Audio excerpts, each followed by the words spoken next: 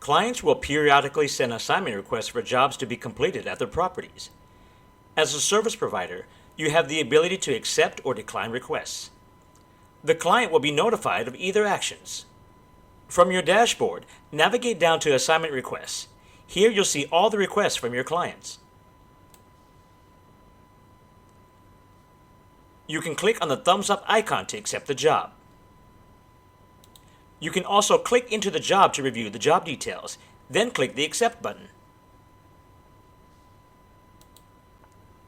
You may also accept job requests from the Jobs page. To do this, click Jobs on the left navigation bar. You can accept the job by clicking the green thumbs up icon. You can also start or finish jobs from this page as well. To reject an invitation from a client, navigate back to your dashboard.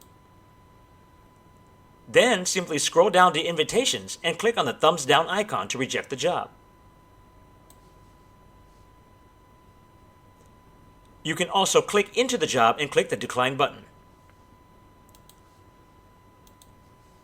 It can be seen here by the pink thumbs down icon. Thank you again for choosing Checklist.